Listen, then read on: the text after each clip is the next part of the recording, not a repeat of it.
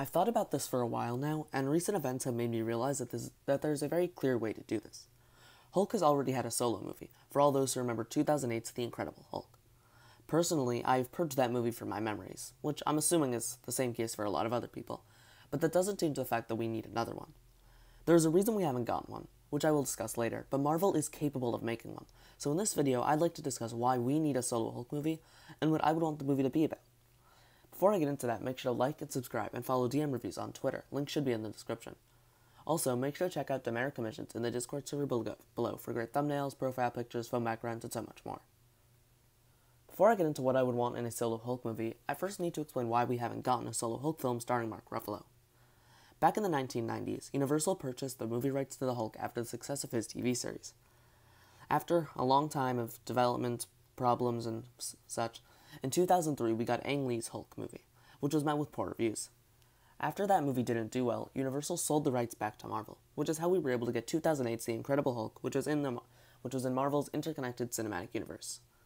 But unlike many other reacquisitions where the original creator regains full control of the character or property right, Universal created a clause which states that they have the right to refuse any movie with Hulk as the titular character. Due to this, Marvel Studios hasn't made any since 2008, since back then Marvel Studios was not owned by Disney. But now that they are, Universal has no reason to help Disney, their competitor, make money, and Marvel movies tend to make a lot of money. That is why we haven't gotten a sequel or reboot of the movie. This is also probably why Hulk had such an extended role in Thor Ragnarok, since Marvel figured they will never be able to make a proper Planet Hulk movie, so they kind of settled on this, and it was very successful, as I, and I'm assuming most other people, really enjoyed Hulk in that movie. However, Marvel can technically still make a Hulk movie, but Universal probably won't let Marvel make one unless they have something to gain by helping, which, as I said before, is unlikely since Disney will probably make a lot of money with each Marvel movie. I see the only way that they could actually make one is if they pay Universal to just regain the rights fully to the character. I don't know how much the bill would be, but it would certainly would have to be a large sum of money.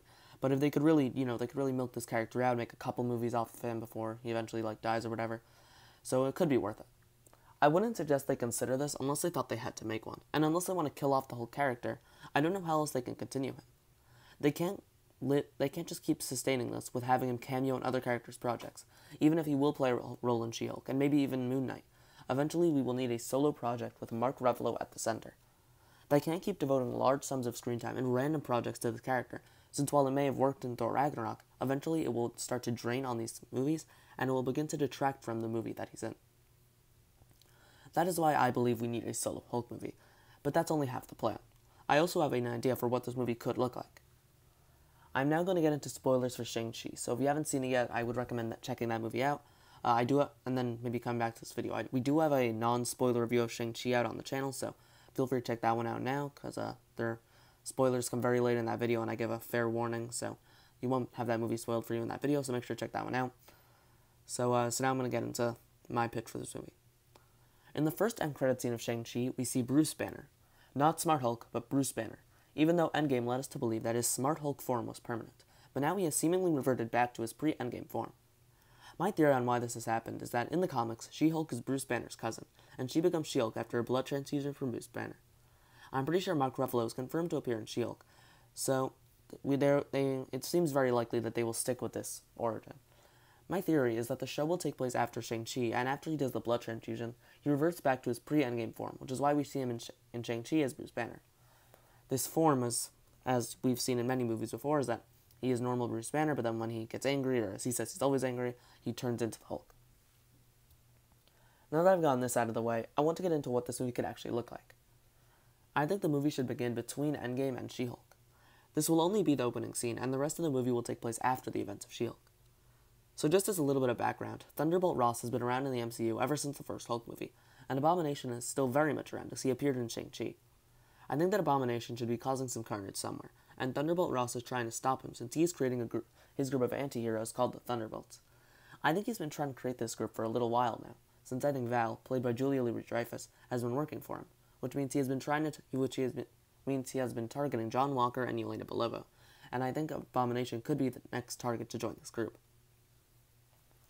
So Abomination is causing carnage somewhere for whatever reason, and Smart Hulk comes to help since he is familiar with him and has taken him down before. They have a long fight, and Hulk comes up a bit short, so while he does beat him and lets him back into Ross's control, he stops a bit slower if he were the usual Hulk, and that leads him to feeling like tremendous guilt, since maybe there was additional collateral damage, and this is upsetting him. Then the events of She-Hulk happen. Bruce's entire role in that show should boil down to one thing. He has decided he must revert back to his old Hulk form, where he is Bruce Banner, but then can turn into the Hulk. Once a tragedy leaves his cousin Jennifer Walters in critical condition, he realizes that since his blood has the gamma radiation in it, it is the only thing that can save her, so he performs an emergency blood transfusion. But by taking that blood out, he reverts back to his pre-Smart Hulk form. Then he can stick around in She-Hulk for a bit, but mainly just to show her the ropes of having these powers. Then after a time jump, we see that Bruce he has met a woman who he is in love with, but he can't be with her because he is the Hulk and he knows that saving lives takes precedence. One day he hears rumblings that Hulk is causing havoc, but he realizes that this is not him, but it's Red Hulk. After Ross sees what Bruce's blood did to Jennifer Walters, he took a large amount of blood from Abomination and became Red Hulk. Bruce fights Red Hulk successfully, and since he isn't the full Red Hulk yet, he didn't want to kill Abomination, only return him to his former human state, and he sends Ross to the raft, which they think will be able to control him. After Abomination and Red Hulk seemingly aren't threats anymore, Bruce has an operation done, which takes enough blood from him, which makes him not be the Hulk anymore, and he's just a normal guy now, since he feels that the type of threats that really only the Hulk could deal with, like Red Hulk and Abomination, are no longer threats, so he can just be a normal guy now. He then asks out this girl who he likes, and they start a relationship, and he's doing well at his job with S.H.I.E.L.D., or maybe even S.W.O.R.D. if that's where Fury is at the end of Far From Home, and he's happy. It would be very Spider-Man 2-esque, which is where a lot of this movie is coming from, really, since that is a great superhero movie, and very few superhero movies have really taken inspiration from it, and that really disappoints me, because I feel like that hero equals pain thing could really work more. Like, I don't think it's just Spider-Man 2. I think we could see more success in that area. So then Thaddeus Ross escapes from prison. He then gets his hands on Bruce's blood and injects most of it into himself, and he becomes Red Hulk, like the full Red Hulk. He's no longer a person, he's just Red Hulk now. And he gives the rest to Abomination, so now they are both causing havoc. Bruce doesn't realize he's even stronger than he was before, so he thinks that other heroes can handle it since he doesn't really do anything about it. Then we get a cameo from like a superhero. I'm thinking maybe War Machine, because I just need somebody who is strong enough that they could survive a battle between them, but they wouldn't win, but they could also, not die.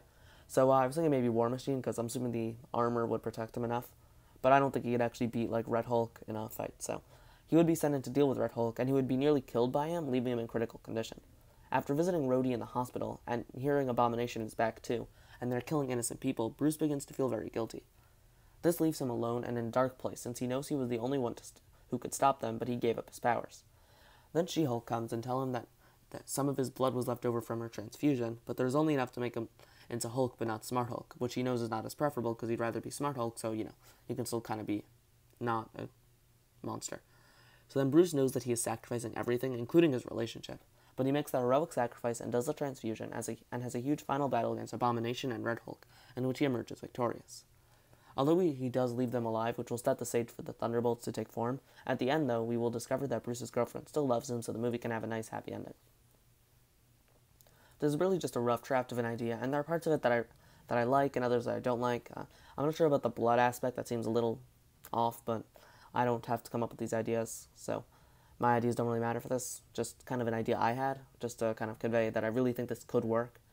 So yeah, my main idea is that we need this movie to exist. Not in the form I imagine, just a form. And I really hope Marvel makes one. Please make sure to comment if you think Marvel should give Hulk another shot at a solo movie, or if they should just leave him alone. And if you like my pitch, or if you have an idea of your own that you think would be good for a Hulk movie.